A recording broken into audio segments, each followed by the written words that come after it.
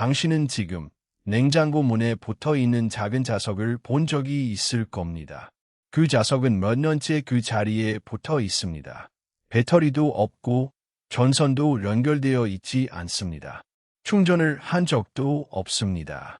그런데도 그 작은 자석은 지금 이 순간에도 냉장고 문에 자신의 몸무게보다 훨씬 무거운 힘으로 매달려 있습니다. 이상하지 않습니까? 우리는 어떤 것이 계속해서 힘을 낸다면 그 힘은 어딘가에서 와야 한다고 배워왔습니다. 자동차가 달리려면 연료가 필요하고 전구가 빛나려면 전기가 필요하며 우리 몸이 움직이려면 음식에서 얻은 에너지가 필요합니다. 그런데 자석은 다릅니다. 수백 년 전에 만들어진 자석도 지금 이 순간 여전히 힘을 냅니다. 아무것도 공급받지 않으면서 말입니다. 여기서 하나의 질문이 떠오릅니다. 자석은 대체 어디서 그 힘을 얻는 걸까요? 혹시 우리가 힘과 에너지에 대해 알고 있던 상식 자체가 자석 앞에서는 완전히 무너지는 것은 아닐까요? 물리학자 리처드 파이만은 생전에 이 질문을 받은 적이 있습니다. 자석이 왜 서로 끌어당기고 밀어내는지 설명해달라는 질문이었습니다. 그런데 그는 이 질문에 쉽게 답하지 않았습니다. 오히려 그는 이 질문이 우리가 생각하는 것보다 훨씬 더 깊은 곳까지 파고 들어가야 하는 질문이라고 말했습니다. 오늘 우리는 그 깊은 곳으로 함께 들어가 보려 합니다. 작은 자석 하나 속에 우주에서 가장 근본적인 힘 중 하나와 우리가 에너지라는 단어를 완전히 잘못 이해하고 있었을지도 모른다는 사실이 숨어 있습니다. 우리는 보통 이렇게 생각합니다. 무언가가 힘을 낸다면 그것은 반드시 에너지를 소모하고 있는 것이라고 말입니다. 손으로 무거운 물건을 계속 들고 있으면 팔이 피곤해지고 결국 에너지를 씁니다. 모터가 계속 회전하려면 전기를 계속 공급받아야 합니다. 이것은 우리의 일상적인 경험에서 너무나 당연한 법칙처럼 느껴집니다. 지속적인 힘에는 지속적인 에너지 공급이 필요하다. 그런데 자석은 이 법칙을 정면으로 거스르는 것처럼 보입니다. 자석은 냉장고 문에 물건을 붙인 채로 몇 년이고 그 상태를 유지할 수 있습니다. 그동안 자석은 단 한 번도 재충전되지 않습니다. 전기 요금도 나오지 않습니다. 자석의 무게가 줄어들지도 자석이 점점 약해지지도 않습니다. 물론 아주 오랜 시간이 지나면 자석이 서서히 약해지는 경우도 있지만 그것은 우리가 매일 손으로 무언가를 들고 있을 때 근육이 지치는 것과는 완전히 다른 종류의 현상입니다. 여기서 역설이 시작됩니다. 우리는 힘을 낸다는 것과 에너지를 쓴다는 것이 같은 말이라고 생각해왔습니다. 그런데 자석은 힘을 내면서도 에너지를 쓰지 않는 것처럼 보입니다. 혹시 우리가 지금까지 배워온 에너지 보존 법칙이 틀린 걸까요? 아닙니다. 에너지 보존 법칙은 여전히 완벽하게 성립합니다. 문제는 다른 곳에 있습니다. 우리가 힘을 낸다는 것과 에너지를 소모한다는 것을 무의식적으로 동일시해온 것, 바로 그 직관이 틀렸던 것입니다. 이 역설을 풀기 위해서는 물리학에서 말하는 일이라는 개념부터 다시 들여다봐야 합니다. 그리고 그 답은 우리가 상상하는 것보다 훨씬 더 미시적인 세계, 즉 원자보다 작은 세계로 우리를 데려갑니다. 물리학에는 일이라는 매우 정확한 정의가 있습니다. 일이란 힘이 물체에 가해지면서 그 물체가 힘의 방향으로 실제로 이동한 거리를 곱한 값입니다. 힘을 아무리 세게 가해도 물체가 전혀 움직이지 않는다면 물리학적으로는 일을 하지 않은 것이 됩니다. 이 정의를 자석에 그대로 적용해 보겠습니다. 자석이 냉장고 문에 어떤 물체를 붙인 채로 가만히 있다고 해봅시다. 자석은 그 물체에 분명히 힘을 가하고 있습니다. 중력을 상쇄시키는 힘입니다. 하지만 그 물체는 움직이지 않습니다. 제자리에 정지해 있습니다. 물리학적으로 말하면 이 상황에서 자석은 아무런 일도 하고 있지 않습니다. 힘은 존재하지만 이동이 없기 때문에 일은 0입니다. 그리고 일이 0이라는 것은 에너지가 소모되지 않는다는 뜻입니다. 이것이 바로 자석이 배터리 없이도 영원히 힘을 낼 수 있는 첫 번째 이유입니다. 정지 상태에서 힘을 가하는 것 자체는 에너지를 필요로 하지 않습니다. 비교를 위해 사람의 팔을 생각해 봅시다.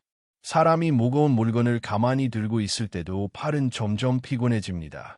물체는 움직이지 않는데 왜 에너지가 소모될까요?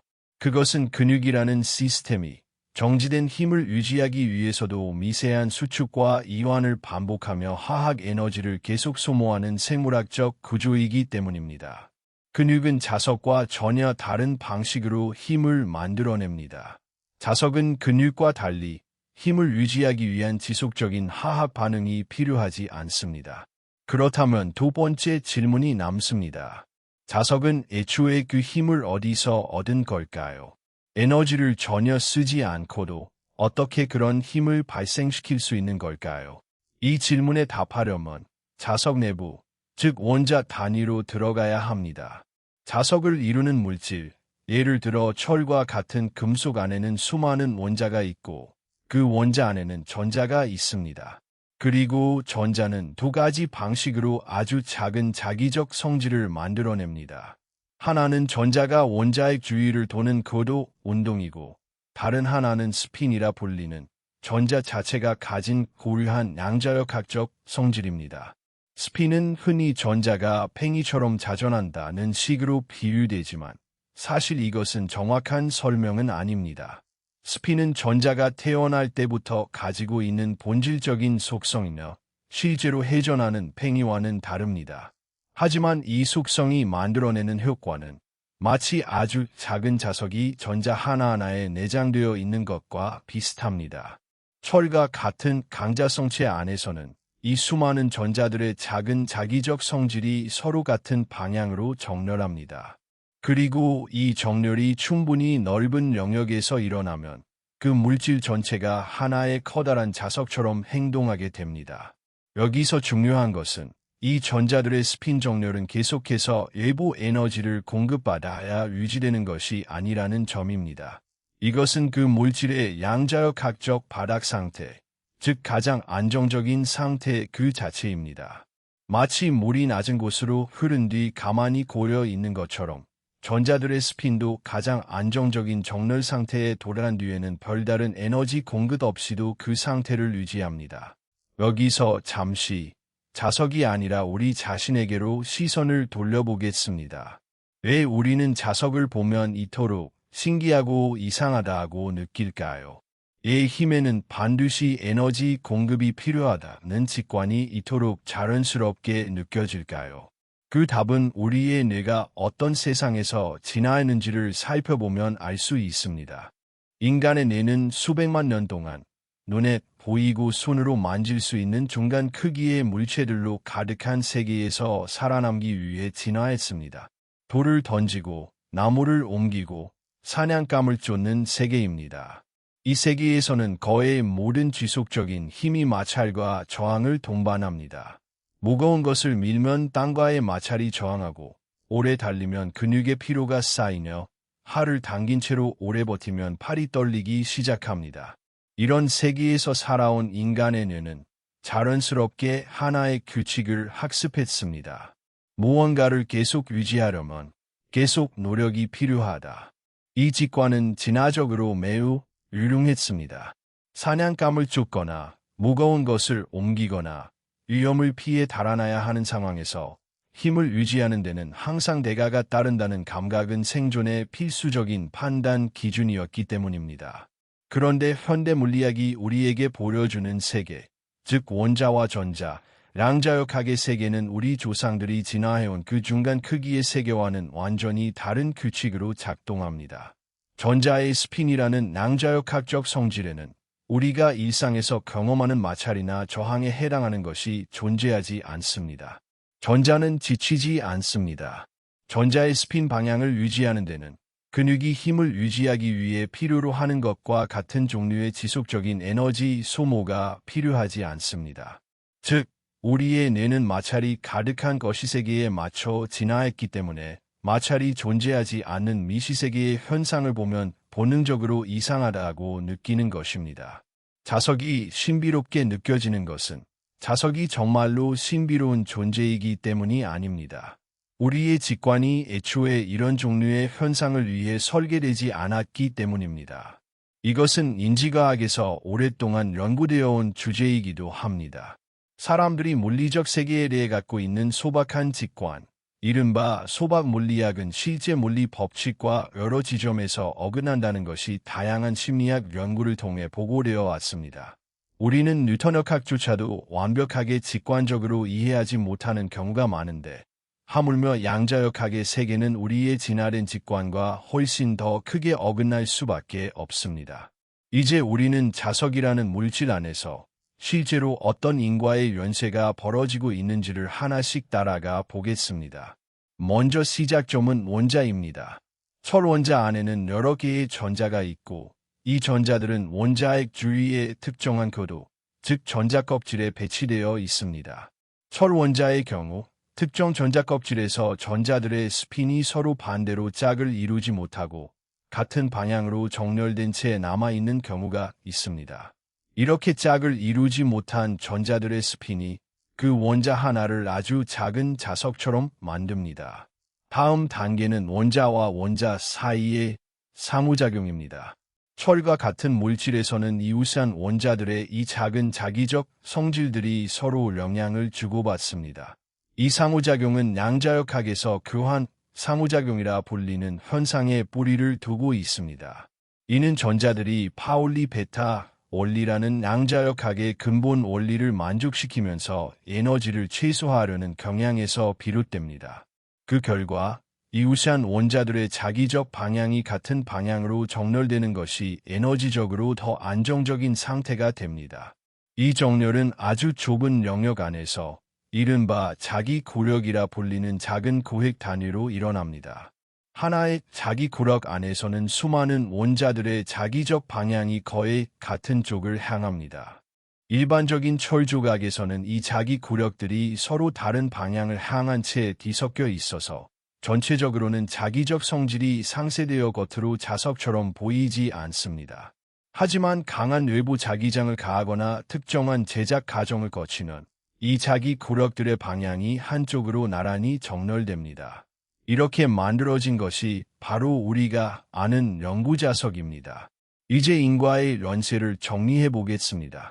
전자의 스핀이라는 양자역학적 성질이 존재하고 이 성질이 원자를 아주 작은 자석으로 만들고 원자들 사이의 양자역학적 상호작용이 이 작은 자석들을 같은 방향으로 정렬시키며 이 정렬이 넓은 영역에서 일관되게 유지될 때 물질 전체가 우리가 손으로 만질 수 있는 자석이 됩니다. 이 모든 과정에서 정렬을 유지하기 위해 외부에서 계속 에너지를 공급해야 하는 단계는 존재하지 않습니다. 정렬된 상태 자체가 그 물질에게는 가장 에너지가 낮고 안정적인 상태이기 때문입니다. 이제 이 이야기의 가장 핵심적인 물리학으로 들어가 보겠습니다. 바로 자기력의 독특한 방향적 성질입니다. 전자기학에는 매우 아름답고 근본적인 사실이 하나 있습니다. 움직이는 전하가 자기장 속에서 받는 힘, 이른바 로런츠 힘은 언제나 그 전하의 운동 방향에 대해 수직으로 작용합니다. 이것이 왜 중요할까요? 물리학에서 이른 힘과 그 힘의 방향으로 물체가 이동한 거리를 곱해서 계산됩니다. 그런데 힘이 운동 방향에 대해 완전히 수직이라면 그 힘의 방향으로는 어떤 이동도 일어나지 않습니다. 수직 방향의 이동 거리는 항상 0이기 때문입니다. 그 결과 자기력은 원리적으로 전하의 속력을 바꾸지 못합니다. 자기력은 움직이는 전하의 경로를 희게 만들 수는 있지만 그 전하의 운동 에너지를 늘리거나 줄이지는 못합니다. 다시 말해 자기력은 결코 일을 하지 않습니다. 이것은 우리의 직관과 완전히 어긋나는 사실입니다. 우리는 힘이 가해지면 무언가 에너지의 이동이 일어난다고 생각하기 쉽지만 자기력이라는 이 근본적인 힘은 애초에 그 정의상 에너지를 전달하지 못하는 힘입니다. 여기서 우리는 자석이 배터리 없이 계속 힘을 낼 수 있는 이유에 대한 가장 깊은 답에 도달합니다. 자석의 힘은 애초에 에너지를 소모하며 작동하는 종류의 힘이 아닙니다. 그것은 태생적으로 에너지를 전달하지 않는 방식으로 작동하는 힘입니다. 물론 여기서 짚고 넘어가야 할 부분이 있습니다. 전자석, 즉 전선을 코일 모양으로 감아 전류를 흘려 만드는 자석은 이야기가 조금 다릅니다. 전자석이 계속 작동하려면 전류가 계속 흘러야 하고 이 전류는 전선의 저항 때문에 에너지를 열로 잃습니다. 그래서 전자석은 배터리나 전원이 끊기면 자기력을 잃습니다. 하지만 영구자석 안에서 자성을 만들어내는 전자의 스핀과 궤도 운동은 전선을 흐르는 전류와는 근본적으로 다릅니다. 그것은 저항이 존재하지 않는, 그리고 애초에 에너지 손실이라는 개념이 적용되지 않는 낭자역학적 상태입니다. 전자의 스핀은 마치 주전도체 속을 흐르는 전류처럼 별도의 에너지 공급 없이도 그 상태를 유지할 수 있는 성질을 지니고 있습니다. 여기서 리처드 파인만이 남긴 유명한 태도를 떠올려 볼 수 있습니다. 그는 대중 강연에서 자석이 서로 끌어당기는지를 설명해달라는 질문을 받았을 때 그 질문에 곧바로 쉬운 비유로 답하기를 거부했습니다. 그는 자기력이라는 현상을 우리에게 더 익숙한 다른 무언가로 환원해서 설명하는 것이 근본적으로 불가능하다는 점을 솔직하게 인정했습니다. 왜냐하면 전자기력은 그 자체로 자연의 가장 근본적인 힘 중 하나이며 그보다 더 아래에 있는 더 익숙한 원리로 설명할 수 있는 대상이 아니기 때문입니다. 그는 오히려 왜 라는 질문이 어느 지점에 이르면 더 이상 다른 무언가로 환원되지 않고 그 자체로 자연히 작동하는 근본적인 방식으로 받아들여야 한다는 점을 짚었습니다. 인간이 일상에서 경험하는 밀고 당기는 힘, 즉 손으로 물체를 밀 때 느끼는 저항감조차도 사실은 원자와 원자 사이에 작용하는 전자기력에서 비롯된 것이라고 그는 설명했습니다. 우리가 당연하다고 여기는 접촉의 감각 자체가 이미 전자기력이라는 근본적인 힘의 사물이라는 것입니다. 이 지점에서 우리는 중요한 사실을 깨닫습니다. 자석의 힘이 신비로운 것이 아니라 사실은 우리가 일상적으로 경험하는 거의 모든 밀고 당기는 감각이 근본적으로는 전자기력에서 비롯된다는 것입니다. 다만 자석의 경우 그 힘의 근원이 우리 눈에 직접적으로 드러나기 때문에 유독 신비롭게 느껴질 뿐입니다. 이제 다시 우리의 뇌로 돌아와 보겠습니다. 우리가 자석을 볼 때 뇌 속에서는 정확히 무슨 일이 일어나고 있을까요? 인간의 뇌는 본질적으로 예측 기계라고 할 수 있습니다. 우리는 세상을 있는 그대로 수동적으로 받아들이는 것이 아니라 과거의 경험을 바탕으로 다음에 어떤 일이 일어날지 끊임없이 예측하고 실제 결과와 그 예측을 비교합니다. 예측과 실제 결과 사이에 차이가 생기면, 즉 예측 오류가 발생하면 뇌는 그 부분에 특별히 주의를 기울이고 그 경험을 더 강하게 기억에 새기는 경향이 있습니다. 어린 시절부터 우리는 수없이 많은 물리적 상호작용을 경험하며 힘이 지속되려면 원인도 지속되어야 한다는 예측 모델을 몸으로 학습해왔습니다. 손을 떼면 힘도 사라진다는 경험을 수만 번 반복하면서 뇌는 이 규칙을 거의 자동적인 예측으로 내재화합니다. 그런데 자석을 처음 마주했을 때, 특히 어린아이가 자석 두 개가 손을 대지 않았는데도 서로 끌어당기거나 밀어내는 것을 처음 목격했을 때, 이 예측 모델은 정면으로 충돌합니다. 접촉도 없는데 힘이 작용하고 그 힘이 아무런 추가 자원 없이 계속 유지된다는 사실은 내가 학습해온 인과 모델과 맞지 않습니다. 바로 이 충돌이 우리가 자석 앞에서 느끼는 그 독특한 신기함의 정체입니다. 그것은 단순한 호기심이 아니라 뇌의 예측 오류가 만들어내는 인지적 긴장감에 더 가깝습니다. 흥미로운 점은 이런 예측 오류가 학습에 매우 중요한 역할을 한다는 것입니다. 신경과학 연구들은 예측과 실제 사이의 불일치가 새로운 학습을 촉진하는 신호로 작용할 수 있다는 것을 보여줍니다. 뇌는 기존의 모델로 설명되지 않는 현상을 만나면 그 현상을 설명할 수 있는 새로운 모델을 구축하기 위해 더 많은 신경 자원을 투입합니다. 자석이라는 현상은 바로 이런 방식으로 우리 뇌에게 새로운 물리적 모델을 요구합니다. 거시세계의 마찰 기반 직관을 넘어서 힘과 에너지, 일이라는 개념을 훨씬 더 정교하게 구분하는 새로운 인지 모델을 만들어야 하는 것입니다. 이것은 다음과 같은 통찰로 이어집니다. 자석이 신기하게 느껴지는 것은 우리의 뇌가 고장 났기 때문이 아닙니다. 오히려 뇌가 지금까지 매우 성공적으로 작동해온 직관적 모델의 한계를 마주하고 그 너머의 새로운 이해를 향해 나아가려 하는 순간이기 때문입니다. 이제 우리는 처음의 질문으로 돌아갈 수 있습니다. 배터리도 없는데 자석은 왜 계속 힘을 낼까? 이제 우리는 이 질문에 훨씬 더 정교하게 답할 수 있습니다. 먼저, 정지한 물체에 힘을 가하는 것 자체는 물리학적으로 일을 하지 않는 행위며 따라서 에너지를 소모하지 않습니다. 이것이 첫 번째 퍼즐 조각입니다. 두 번째로, 자석 속에서 자성을 만들어내는 것은 전자의 스핀이라는 양자역학적 성질이며 이 성질은 원자들 사이의 양자역학적 상호작용을 통해 서로 정렬됩니다. 이 정렬된 상태는 그 물질에게 가장 안정적이고 에너지가 낮은 상태이기 때문에 별도의 에너지 공급 없이도 유지됩니다. 세 번째로, 가장 근본적인 차원에서 자기력은 그 정의 이상 움직이는 전하의 운동 방향에 항상 수직으로 작용하는 힘입니다. 그렇기 때문에 자기력은 원리적으로 에너지를 전달하지 못하는, 즉 일을 하지 않는 힘입니다. 이 모든 사실은 우리가 처음 품었던 직관, 즉 지속적인 힘에는 지속적인 에너지 공급이 필요하다는 생각이 왜 자석 앞에서 무너졌는지를 설명해 줍니다.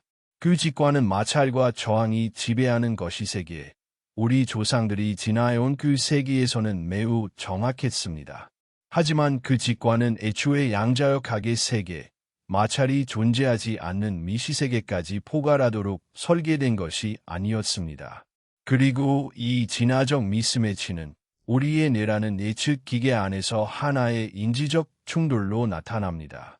자석이 신기하게 느껴지는 그 감각은 바로 이 모든 층이, 즉 물리적 진실과 진화된 직관, 그리고 뇌의 예측 오류가 함께 만들어낸 결과입니다. 우리가 처음에 던졌던 질문, 이상하지 않습니까? 라는 그 느낌은 사실 틀린 감각이 아니었습니다. 다만 그 이상함의 진짜 정체가 자석이 아니라 우리 자신의 직관에 있었던 것뿐입니다. 이 이야기가 우리에게 주는 메시지는 단순히 자석은 신기하다는 것에서 끝나지 않습니다. 이 이야기는 우리의 직관이 틀릴 수 있다는 사실을 겸허하게 받아들이는 태도에 관한 것이기도 합니다. 우리는 살아가면서 수많은 직관을 갖고 있습니다. 그 직관들 대부분은 우리가 실제로 살아가는 중간 크기의 세계에서는 매우 유용하고 정확합니다. 하지만 그 직관이 항상 모든 규모, 모든 영역에서 정확한 것은 아닙니다. 중요한 것은 이 사실이 우리를 무력하게 만드는 것이 아니라는 점입니다. 오히려 인간의 뇌는 놀라운 능력을 갖고 있습니다. 기존의 직관과 맞지 않는 현상을 만났을 때 그 현상을 이해할 수 있는 완전히 새로운 개념적 모델을 구축할 수 있는 능력입니다.